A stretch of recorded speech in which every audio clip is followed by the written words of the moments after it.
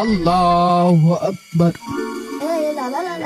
ঘোড়া ঘোড়া মোটা ঘোড়া ঘোড়া ঘোড়া। আল্লাহু আকবার।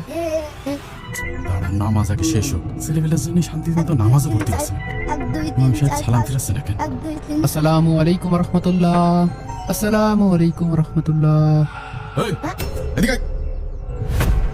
না, এ বাচ্চা কাজে মসজিদে নামাজ পড়ার মতো কোনো কায়দা নেই তো। এ তো খুব অশান্তি করছে। তোর আব্বা কানে? আমার আব্বা হয়েছে। সুবহানাল্লাহ, আলহামদুলিল্লাহ, আল্লাহু আকবার। কি ব্যাপার ভাই? নাবালক ছেলেবেলে মসজিদে আনেন কেন? সুবহানাল্লাহ, আলহামদুলিল্লাহ, আল্লাহু আকবার। এটা কি বল খেলার মাঠ নাকি যে ছেলেমেলে মসজিদে ছেড়ে দিতেছে? আল্লাহুল হাইয়ুল কাইয়্যুম, লা তাখুযুহু কি হলো ভাই? কথা কচ্ছেন না কেন?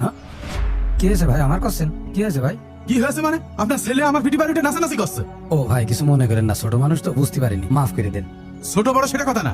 মসজিদ কি খেলার মাঠ নাকি? না, খেলার মাঠ না। শোনেন, কাল থেকে আপনিও আসবেন না, আপনার ছেলেকেও নিয়ে আসবেন না। কিন্তু ভাই, ছেলেপেলে মানুষ তো, সাথে করে নিয়ে আসি যাতে নামাজ কালামটা শিখতে পারে। কোনো কিন্তু নেই। যান, এখনই বের হয়ে যান। ঠিক আছে, ছেলে নিয়ে আসে অন্য নামাজ নষ্ট করবো, তা হবে কা? মনে আপন চল। ও আব্বা চলো। আয় বাজান। আব্বা আমি আর কালকে তো মসজিদে নামাজ পড়তে আসবো না। থাক বাবা, শোন। আল্লাহ, এটা দিয়েছেন ঠিকই আছে। এদের সাথে এরকম হওয়া উচিত, যত সব মসজিদে এসে ঝামেলা করে। এই, আপনারা একটু দাঁড়ান। জি হুজুর। ভাই, এটা আপনি কি করলেন?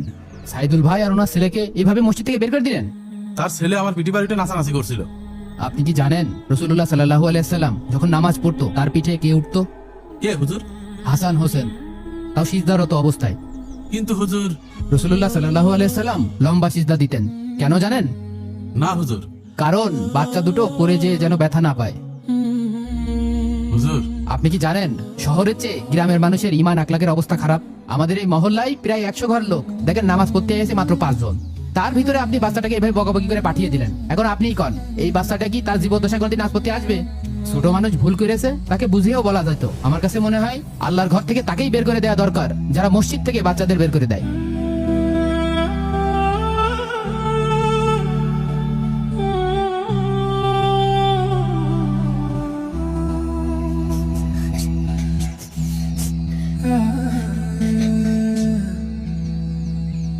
ভাই হ্যাঁ? একটু দাঁড়ান।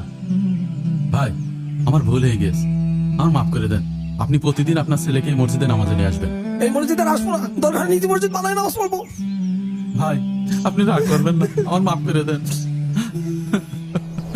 প্রিয় ভাইরা, ভিডিওটি শেয়ার করে দিন। হয়তো আপনার একটা শেয়ারেই একজন মুরব্বী বড় ভুল থেকে বেঁচে যেতে পারে।